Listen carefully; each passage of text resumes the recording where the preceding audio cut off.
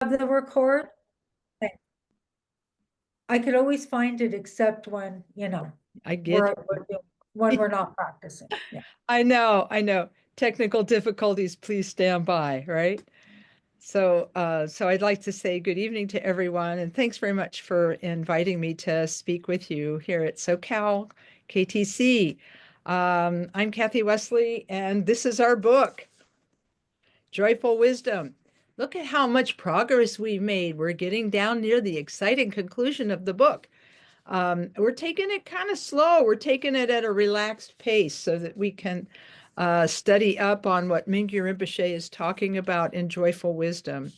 I know that I feel really lucky that I had the opportunity to see Mingyur Rinpoche a few weeks ago at KTD Monastery, and I ran into your compatriot Charles Dawes, who may actually even be on this call. If you are, hello. Uh, and we had a chance to sit down and practice meditation with Mingyur Rinpoche. So I can't talk about that tonight necessarily, but it would be great to at some point share the things that I learned from there. But interestingly enough, some of the things he talked about that weekend are in the part of the book we are studying right now. So I think that what we could do is just hop right in because you've already been meditating for a bit. So I'll bring you up to speed as to where we are in the book. And so if you have a copy of the book, you can turn to chapter 11. And so we're in chapter 11, and we're talking about working with emotions and thoughts. Mingyur Rinpoche uses lots of examples from his life as a teacher, and also from his background with his father, Tulku Urgyen, who was a great master all by himself. And so he has stories from his own life as well as from the students he's encountered.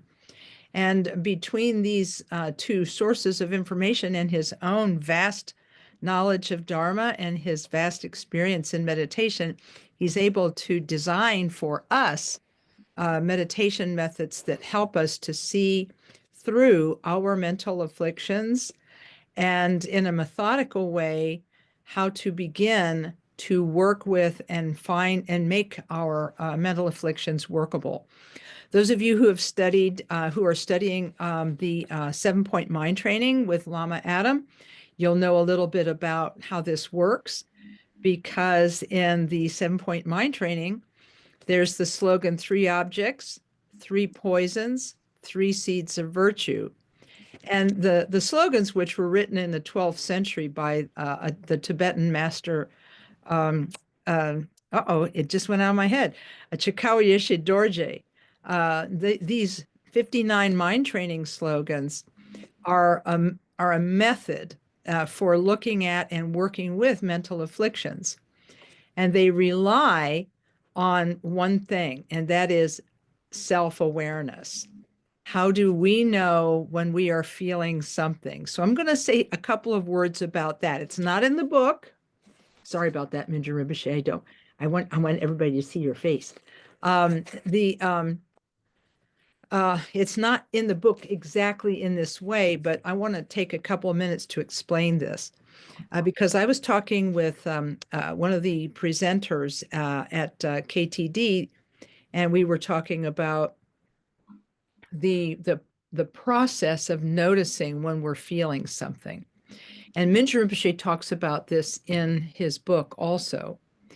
And I remember when I was younger and very new to all things Dharma, I really felt like my emotions were completely out of control. I was young, I was a little bit strange, and anyway, whatever. I had a lot of problems with my emotions.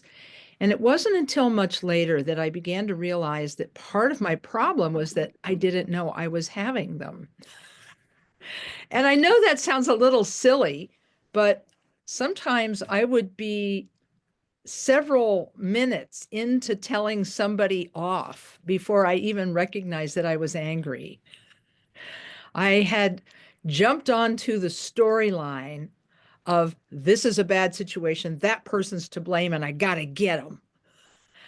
I immediately jumped into the story. I jumped into a reaction. I engaged in the reaction, and then I felt the blowback. And that was a process that repeated for me over and over and over again until I met Khenpo Karthar Rinpoche and learned how to meditate. And after learning the basic processes or basic practices of quiet sitting meditation, I began to see what the lamas were talking about. They said, notice your emotions. And that was really kind of hard for me to at first, was to notice them as they were arising. Usually I wouldn't notice them as they were arising. I would notice them when they had already taken hold and yanked me somewhere. So the process of quiet sitting allows us to see our emotions a little bit earlier than things come out of our mouth. And I'll tell you how that works. You're sitting in meditation and you're observing the object of your meditation. The breath is coming in, the breath is going out, and you're being observant of that process. And when you notice a thought is happening, you turn your attention to the thought. You can even label it thinking. You let it go, and then gently return your attention to the breath for a fresh start. By doing that over and over again, you get familiarity with the thoughts. You actually can begin to see them closer and closer and closer to the moment of arising. At first, you won't catch a thought until it's several minutes old. Then you notice it, let it go, and return.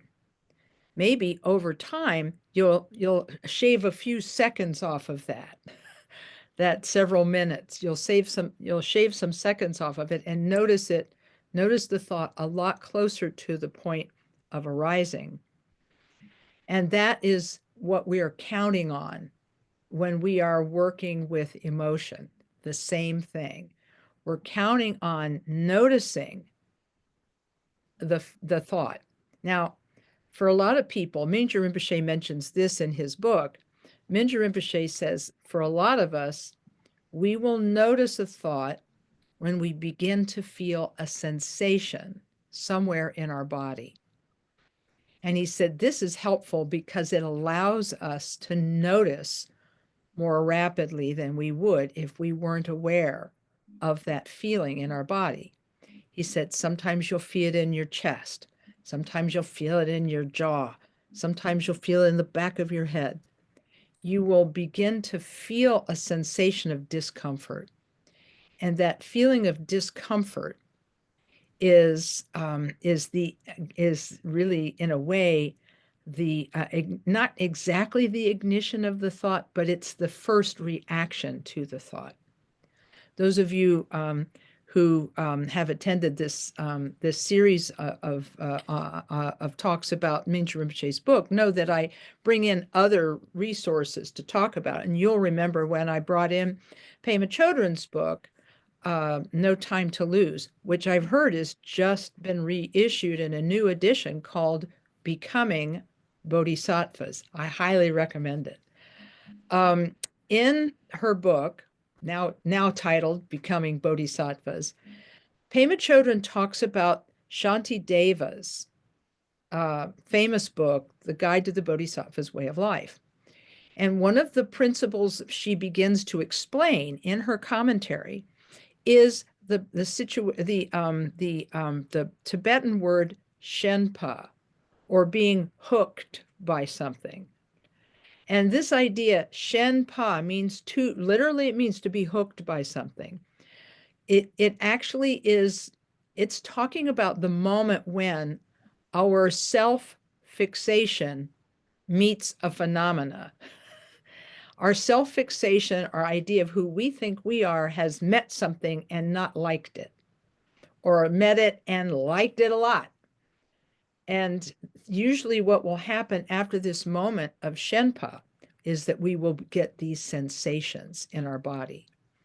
Maybe we want something, maybe we're scared of something, or maybe we're angry about something. But this Shenpa, this moment of being hooked, is where that sensation appears. So I thought I would mention it to you tonight so that you can begin to notice in your own life when these moments of Shenpa or being hooked by an emotion or by a feeling or by a story that we're telling ourselves, when it begins to happen. And as I dive into chapter 11, I want to talk a little bit about these sensations because in the book, Mingyur Rinpoche says that we can use these sensations as a way of alerting ourselves to the presence of an emotion, and then we can engage in behavior that helps us to work with the emotion. Those of you who studied who are studying the 7-point mind training with Lama Adam, you'll know that in the 3 objects, 3 poisons, and 3 seeds of virtue slogan, the teaching is when you feel the negative mental affliction, you immediately take hold of it with your attention and you plug that feeling, you identify the feeling, and then you plug it into an aspiration to be able to work with the feeling. I still have this queued up from last night when I was teaching this at KTD Monastery for the, yes, that's why I had the KTD background in front of me before we came on recording. The whole idea of the 3 objects, 3 poisons, 3 seeds of virtue. The whole point of that is being able to recognize when we feel an emotion, because usually what happens is when we feel an emotion, we have a reaction to it. Maybe we like it, maybe we don't like it, maybe we want to run from it, and so forth. But if we take a moment and stay with it, we may actually be able to do something more with it. Here's the little, let's see here. Here's the screen share. I didn't actually share this last night. So those of you who were on the class last night, this is something else I meant to share but didn't get to. When we feel something and it's painful, we tend to run away to one of 2 extremes. I have to do a note here. I have to do something. Okay. There are 2 possible extremes we can go to. We can pretend the emotion isn't there, straight out denial, or we can have straight out expression, reactiveness, getting angry, yelling. But in neither case have we dealt with the feeling or emotion. We've either tried to stuff it down, pretending it's not there, or we have just given ourselves over to it, letting it carry us away. But in neither case have we dealt with the feeling or emotion. We've just run from it. So we're here in the middle, we feel it, and then we run away to one of 2 extremes. Our mind training methods that we're learning is in the middle. It's a middle path. And this is very much in keeping with what Mingyur Rinpoche is talking about in chapter 11. Pema Chodron has her own way of working with this in the initial stages. You sit and you feel it. This benefits us by preventing the immediate escape to one of the 2 extremes, which is that's a big thing, to actually stop for a minute and not just give up, not just give in and not just push it down. In Dzigar Kongtrul's book, It's Up to You, he suggests that instead of just sitting and feeling it, you begin to question its reality. You ask yourself, who is thinking this thought? How real is this thought that I am having? How true is the story it is telling me? And this is very much Mingyur Rinpoche's approach, as we will see in a minute. But then Jamgon Kongtrul's way is to do kind of a combination of the two things. You sit and feel it, you identify it, and then you transform it into an aspiration for goodness and awakening. Maybe we don't feel capable of seeing the nature of our mind and an emotion right now. Maybe we're not ready for that. So we take hold of that emotion and identify it. And I am feeling angry, or I am feeling sad. Then you turn the emotion into an aspiration by using the 3 objects, 3 poisons, 3 seeds of virtue technique that you've learned from Lama Adam. May my feeling of this negativity, may my feeling of anger contain the feeling of all beings. By my working through this moment of feeling this, may I and all beings be free from this. And furthermore, may we all become Buddhas, which is a complete freedom from this mental affliction.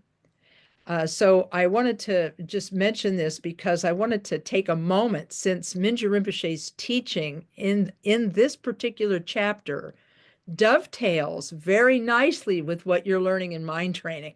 So I just thought I would, it's like a crossover episode of 2 TV series. We're having a crossover episode of Mingyur Rinpoche's methodologies with mind training. Sorry for that digression, but I thought it would be useful to see how all of these have to do with taking a step back from our emotion, not just leaping into it, not running away to one of those 2 extremes, but instead being able to sit with it briefly, identify it, and then begin to work with it. So that's a skill we're all still trying to work on developing.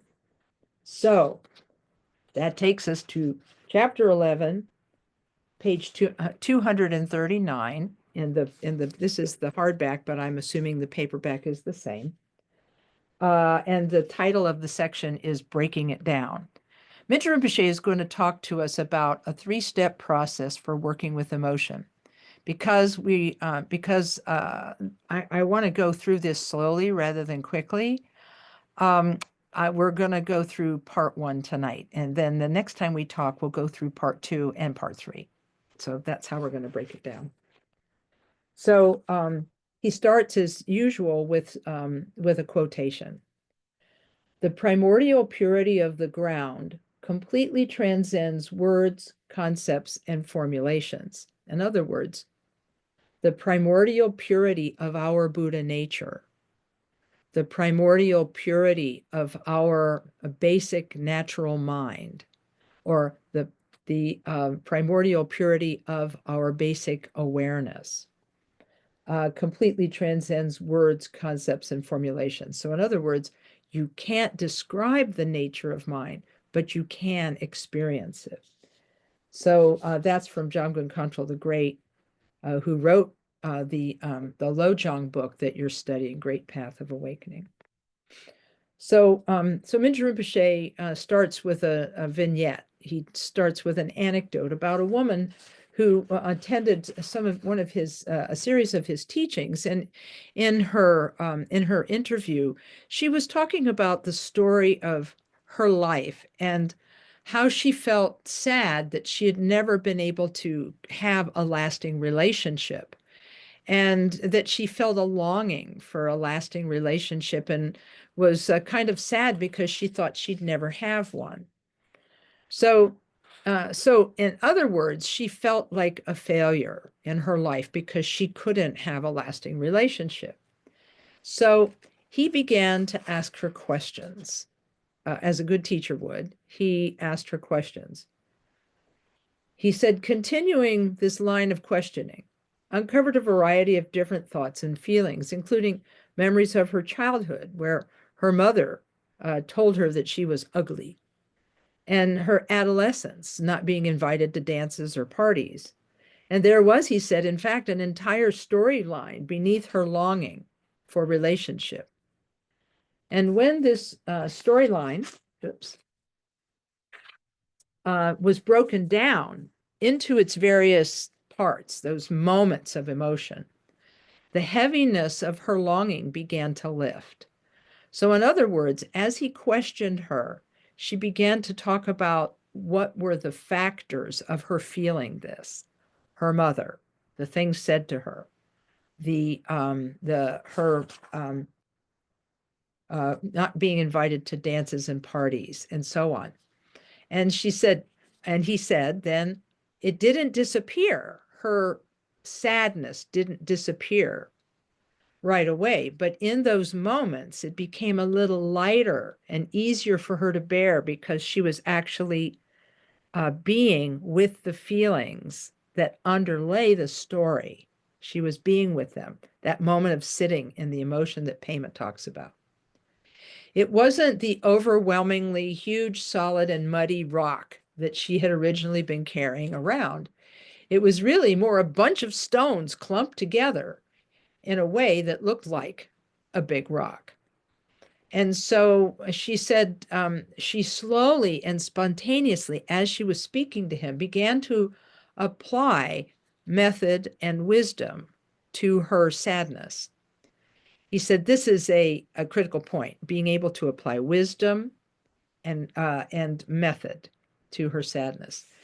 As she considered each aspect of her predicament, she was in a way meditating, acknowledging on a direct level the thoughts and feelings that had plagued her for so much of her life.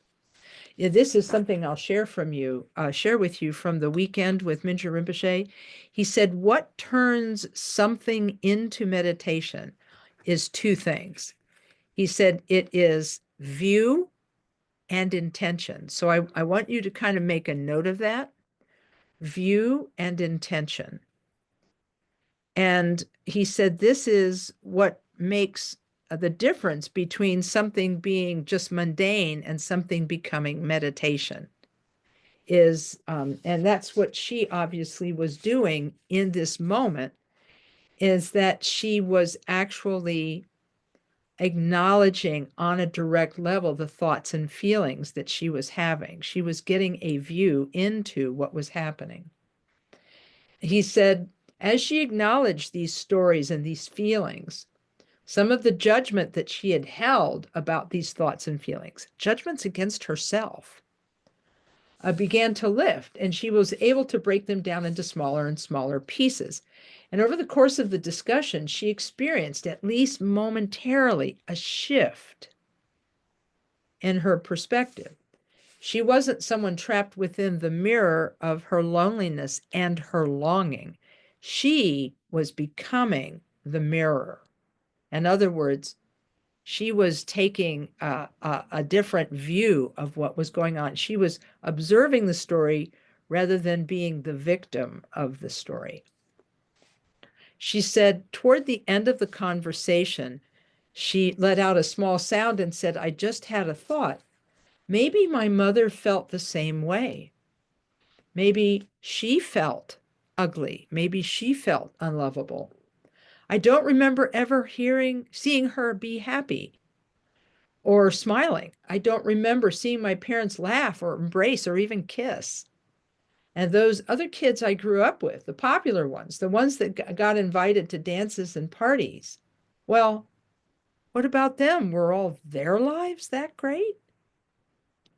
She said, are they happy now? Do they feel alone?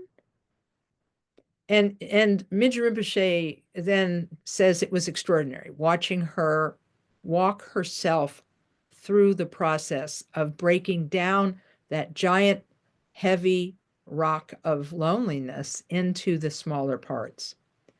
He said, admitting her secret pain allowed her awareness, her natural mind, her natural awareness to expand in a manner that enabled her to simply look at it with less judgment than she had before, when she was keeping it hidden as a secret.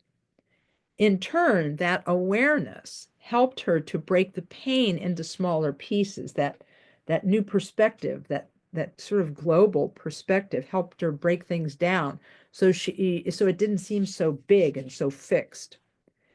And releasing that fixation provided the opportunity for her innate compassion, capability, and confidence to bloom.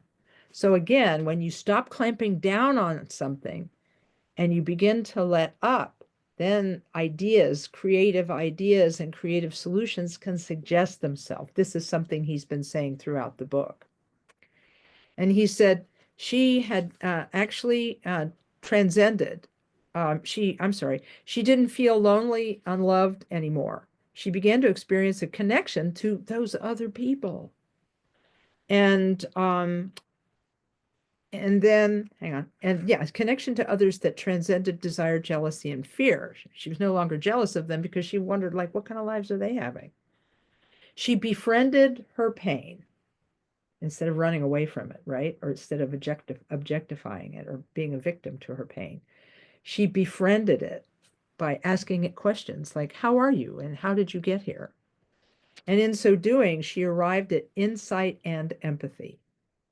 And that was what the process brought her to. And then he was very delighted to say that as she left the interview, she was smiling and looked confident. So he said, this is the point of insight practice, which is what he's going to be teaching us in this chapter. Because previously he taught us tranquility or shamatha practice. Now he's going to be teaching us insight or vipassana practice. He said, this is the point of insight, the recognition that all phenomena are interdependent, impermanent, and made up of many parts. And I remember Khenpo Karthar Rinpoche saying that often people would come to him distressed because they could not understand the Buddhist concept of emptiness. They would treat it like nihilism or nothingness, and it would make them very sad. And so what he said to me was, he said, if you want to help someone who is struggling with the ideas of emptiness or the theory or the concept of emptiness, he said, talk about two things. Talk about impermanence and talk about interdependence. Because if a person understands impermanence and they understand interdependence, it won't matter if they can grasp emptiness or not. He said they will have the basic building blocks of what they need to know about everything. Everything is impermanent, everything is interdependent, and as Mingyur Rinpoche says here, everything is made of parts. So I'm bringing in a couple of different resources here for you. Sorry about that, but I think it's going to be helpful in the long run to see how these various things go together. So as he discussed in previous chapters, he says, upon examination, we can't point to anything as solid, singular, or unchanging. I mean, everything is continuously moving. Everything is continuously changing. He says, the more deeply we examine our thoughts, feelings, and emotion, the greater the opportunity we have to recognize their basic, empty nature. They're unestablished and they dissolve. He said our intense or long-term emotional states are like bubbles, he said. They seem to have a form, but they're empty inside. In the end, they pop and you can see boundless space. So I like that, the whole idea of a bubble. It's free from conflict and it's free from collision. It's a joyful awakening, although you can't put it into words, is totally clear, and an experience of timeless awareness. So then he starts by giving some instructions in the main exercise. He divides this insight practice into 3 steps, and we're only going to be able to cover step 1 tonight because he goes quite thoroughly through it. So he says, like the main exercise of attention or shamatha practice, insight meditation can be broken down into 3 stages. The first involves looking at a thought or emotion with ordinary awareness, simply identifying thoughts and feelings without any specific purpose or intention. So remember, there's your he's trying to walk us through the view, we're slowing down the process of thought and feeling. Then he says stage 2 involves a somewhat different approach. The main idea is to recognize the nature of the emotion. So first you become aware of the emotion, then you look at the nature of the emotion, and then the third point. Oops, yeah. Okay, sorry. I'm thinking of something. So no, we'll have to skip the third one because I don't think he even says it here. Oh, there it is. Yeah. But he says, by considering the impermanent aspect of emotion, begin by considering the impermanent aspect of the emotion. So that's how you begin to analyze what you're feeling. When we identify an emotion, whether it's self-hatred or self-dislike, loneliness, a feeling of being awkward in social situations, or a judgment against somebody, ourselves or others, we tend to think of it as a big, solid problem. And we think of it as being permanent and solid. And so it gives us some negative feelings. But when we carefully examine these feelings, we find they're not stable or enduring at all. In a minute or less, the thoughts associated with them begin to change, and the intensity of it begins to waver. Physical sensations, body temperature, heartbeat, heaviness in the limbs, fatigue, or agitation are apt to shift after a few moments. You may be surprised at the many different changes in the mind and body. Building on the process of attention practice, the essential point here is to observe and allow ourselves to become aware of the changes. And this is, I think, the key piece to Pema Chodron's instruction of sitting with an emotion. You don't sit with an emotion and steep in it like a tea bag and let the emotion intensify and become worse. You actually observe the emotion. You sit with the emotion and observe it and see and watch how the thoughts morph and change. And as you see them morph and change, they begin to ease up. Then he says, in the beginning, we may be able to observe these shifts only for a minute or two. That's okay. He said, as my own teachers advised me, it's important to resist the impulse to strive for a result.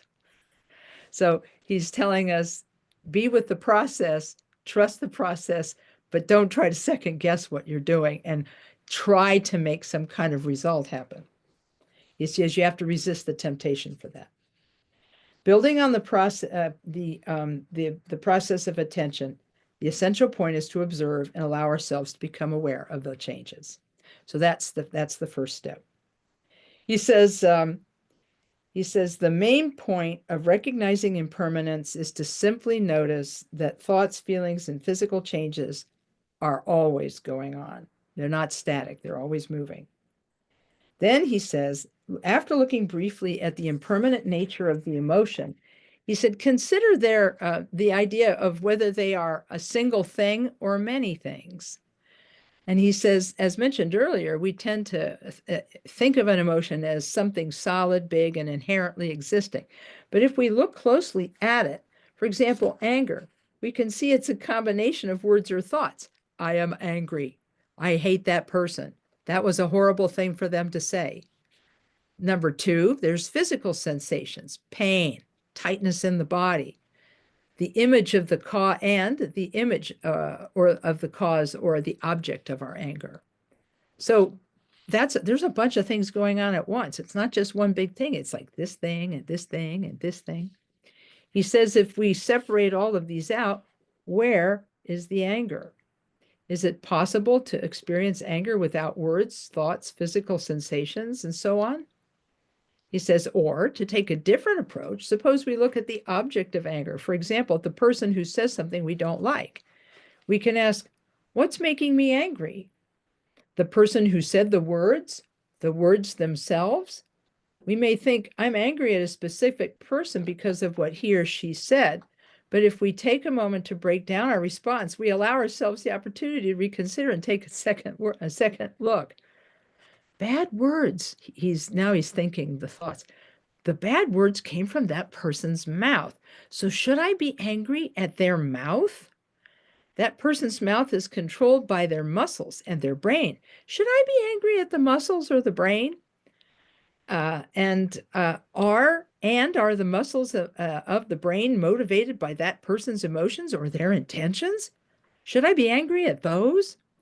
He said, examining singularity in this way, we can't find any single object to be angry at. The object of anger does not have any nature of its own. Instead, we find that emotions and their objects arise interdependently. There's a big discussion of this in Shantideva in the Guide to the Bodhisattva's Way of Life. He says, if someone has hit me with a stick, why am I not angry at the stick? Because the stick is the actual thing that hit me. So why am I not mad at that? Why am I angry at the person? And what's going on with that? And in fact, the very next story he tells is a story from his life, where he observed his father talking to a man who had been hit with a stick. So his father Tulku Urgyen has this conversation with a man who's been hit with a stick. My father said, "It was the stick that hit you. Why are you angry at the man and not the stick?" "Because he controlled the stick," the guy answered. "But he was controlled by his emotions. So really, you should be angry at his emotions." And who knows what might have contributed to his emotional outburst? Maybe he was beaten by his father early in the day or early in his life. Maybe something happened the day before to make him angry. So who should you be angry at? Maybe the man's father beat the man you argued with. But who knows what made him so angry? Why did he beat his son? And the man thought for a while, and I saw him begin to relax and even to smile. "I never thought about it that way," he said. And then his father said, "Most of us don't think about it like that. We tend to look, we tend to only look at the surface." He said, "We have to look beyond surface appearances, and that takes practice. And practice takes time. Just because we talked today," he said, "your ideas, your emotions aren't going to change overnight. Be patient. Be kind to yourself. You can't gain wisdom and insight overnight." And he said, Mingyur Rinpoche said that his father's words, continued to stick with him, and he bears them in mind when he teaches and counsels others.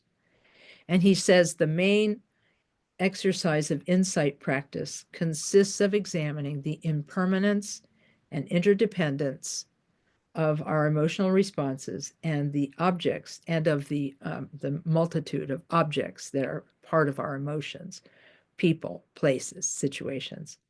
Even as we break down loneliness, lovelessness, social discomfort, the judgment of others, and so on into separate parts, we can begin to see that even the parts cannot be said to inherently exist.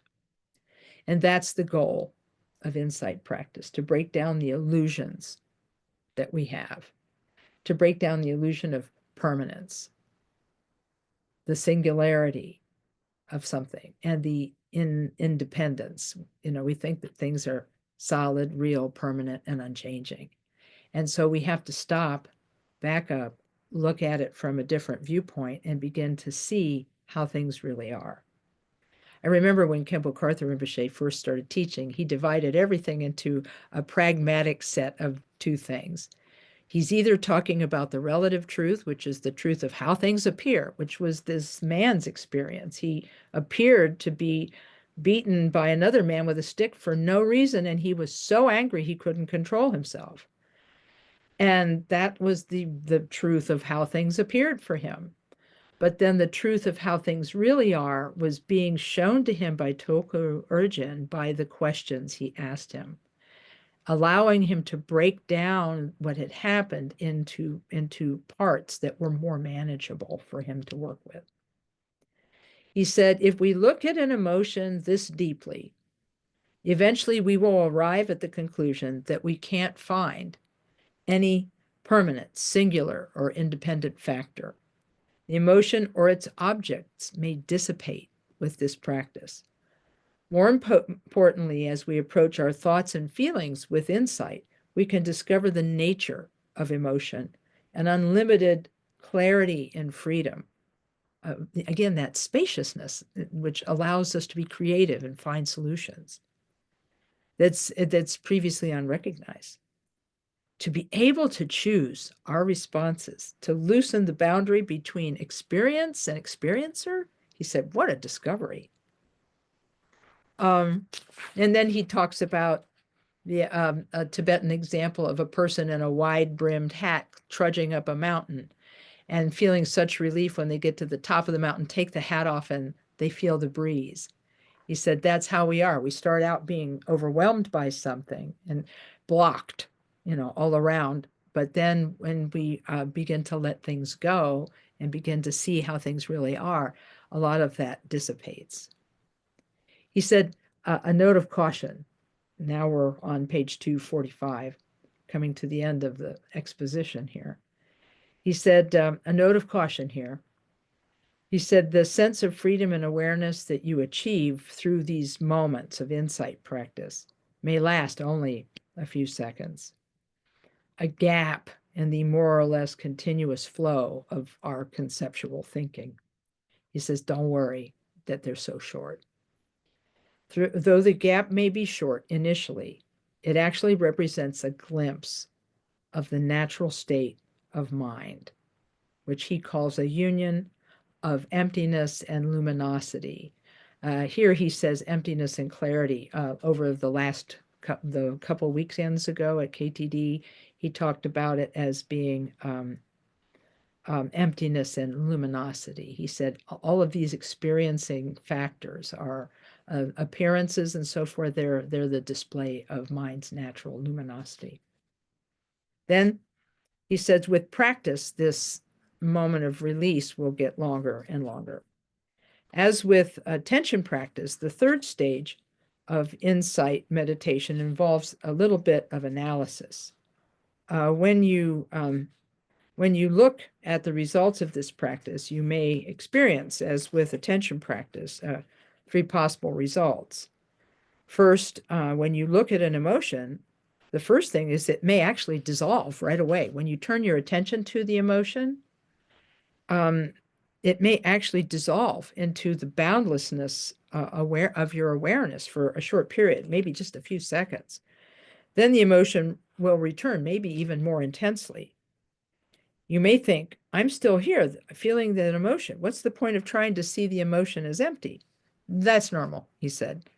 You can always return to the practice. There's no time limit, no instruction that forbids you from trying 5, 6, 7 times, or even 100 times to look at emotions every day. In fact, my teachers advised me to keep trying, even if for only short periods of a minute or so. And those of you who are practicing with the 3 objects, 3 poisons, 3 seeds of virtue slogan know that sometimes you catch them and sometimes you don't. But all the ones you catch are instructive. They help you. They give you more confidence in the methodologies. He said, he says, someday it'll happen that when the emotion arises, it will remind you of the freedom and spaciousness of what you've come to experience during practice. Rather than dragging you down, the experience of loneliness, anger, and so on will actually lift you up. I'm really anxious for that day to come. I don't know about you. Sign me up.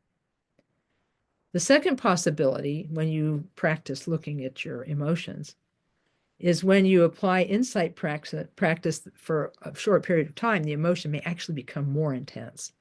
You can feel like you shouldn't be watching this emotion because it's so strong and it's so real. Like, I failed, I feel this emotion too vividly.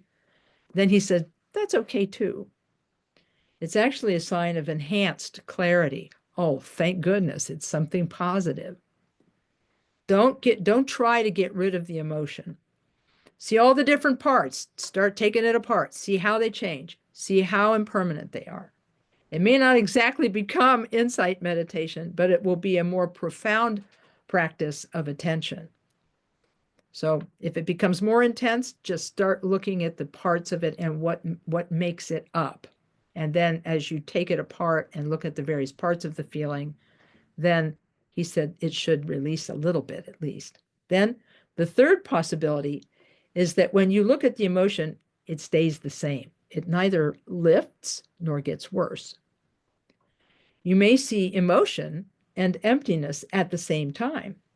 When you feel desire, for example, or jealousy, look at the desire or jealousy. You may discover a lingering flavor, an echo, so to speak, like the feeling you experience in a dream. Khenpo Karthar Rinpoche, when he talked about this, he said sometimes the thought or an emotion will dissolve, but there'll be, he called it a remainder. He called it a remainder. I like that word a little better. He's calling it a flavor, a remaining flavor, but they're like some little remainder, some dregs of something.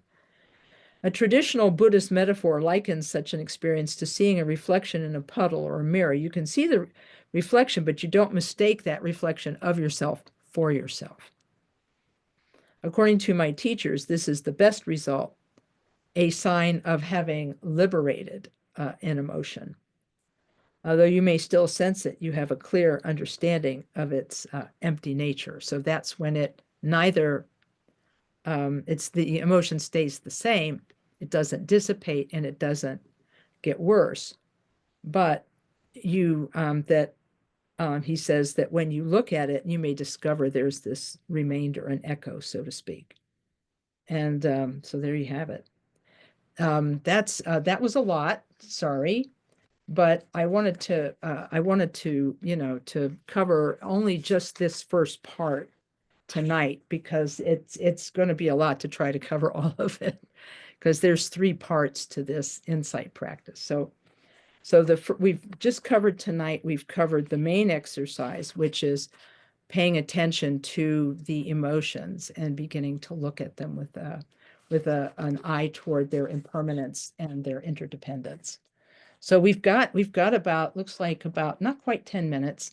So if you've got questions, you can type them into the chat or we can discuss them in some other way. I'm looking for my bookmark. I set it aside. Now I can't find it. I love being old. It's so much fun. Every moment is new, if you know what I'm saying. Questions, thoughts, curiosities, comments?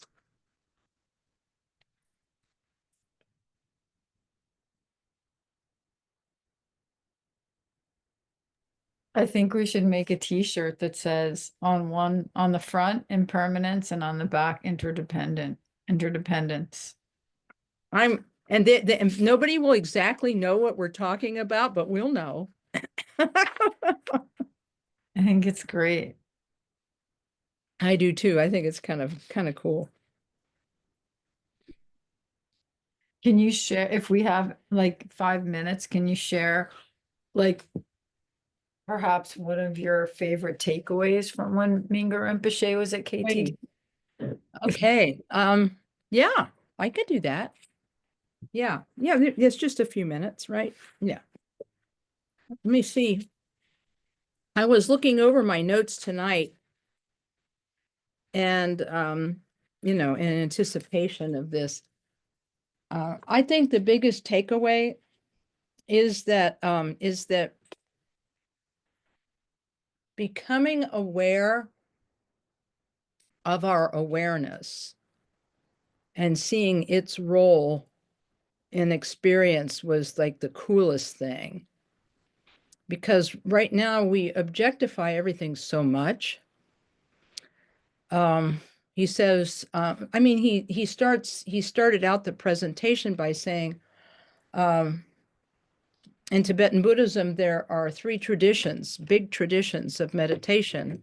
Maha-ati, which is the Dzogchen tradition of the Nyingma, the Mahamudra tradition of the Kagyu, and the Mahamadhyamaka approach of the Sakya and the Gelug, the Great Middle Way. And he said all of these have in common the working with mind's natural awareness. And then he made a lovely comment. He said, actually, all of you are Mahamudra. And we're all like, really? wow, how cool. Meaning the nature of our mind is like the nature of Mahamudra. And he said, let's see. He said, actually, and then he did the exercise that I did with you here a few weeks ago. I shared with you how he taught me about awareness. He did the, do you see my hand? And do you hear my, he said, do you see this? And we all like, yeah, we see that. Now, do you hear this? And he said, and we said, yes. And he said, that's your awareness at work.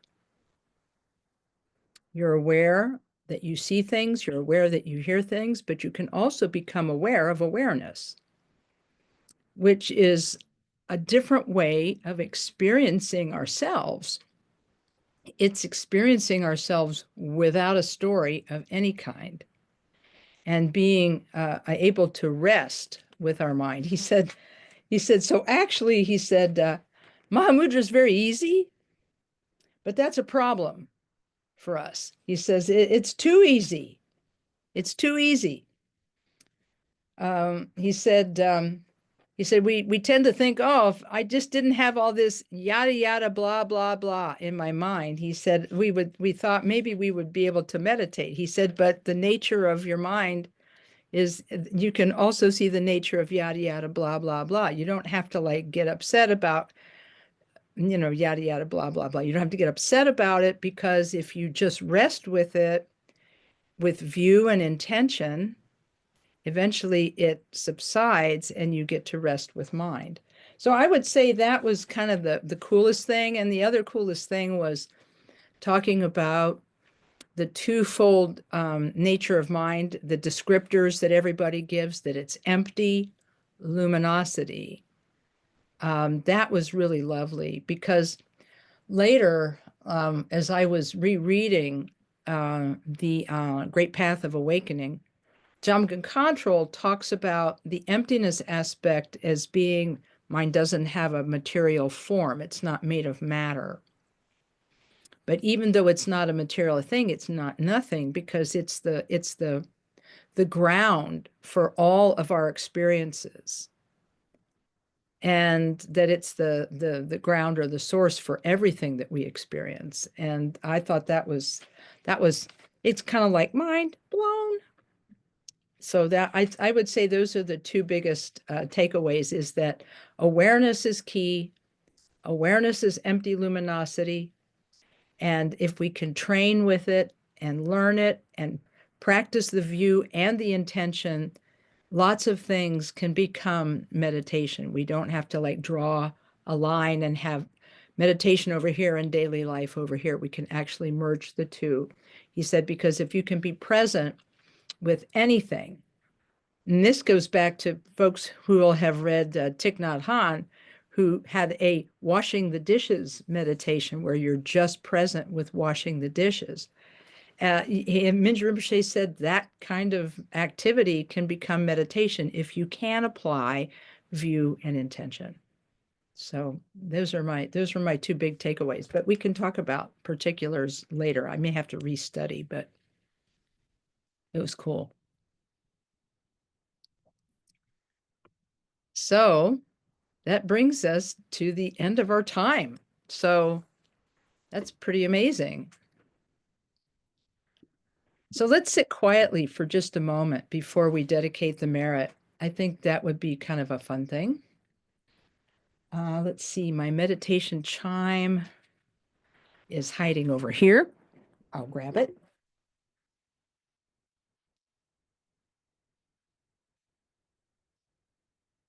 And we can take a moment to reflect and rest our mind a bit, because that was a lot of information.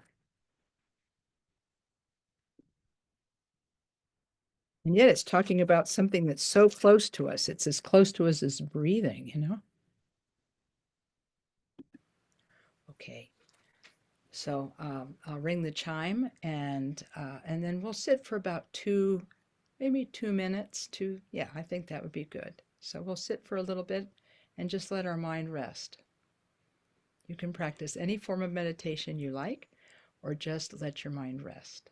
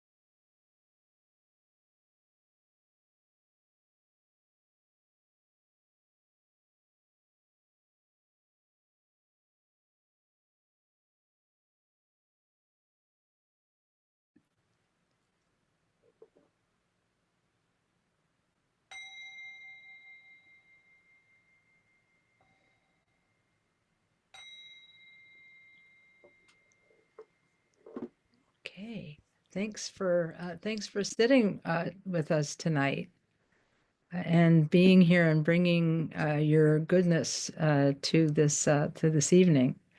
And we can dedicate the goodness of this session to all suffering beings and make the aspiration that through the merit of this, may all beings everywhere be free from suffering and come to Buddhahood.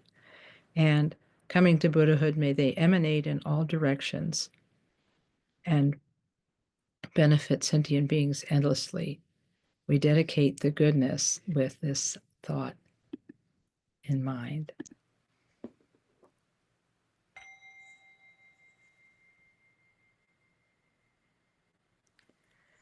Thanks, everyone.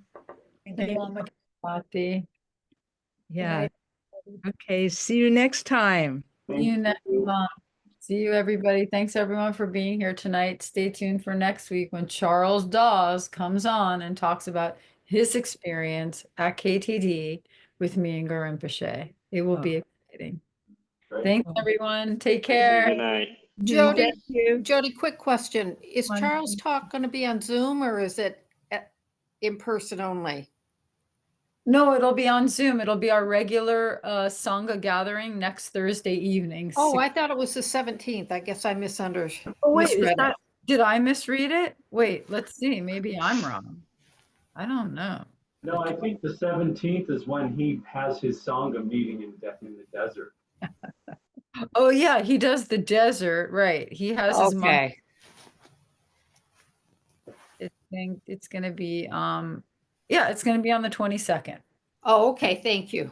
I will be Appreciate it. doing Nunez. Bye-bye. Y'all there. Okay, bye everybody. everybody. Good Oh, night. my- Thanks, Lama Kathy. Okay, thank you. Okay, bye-bye.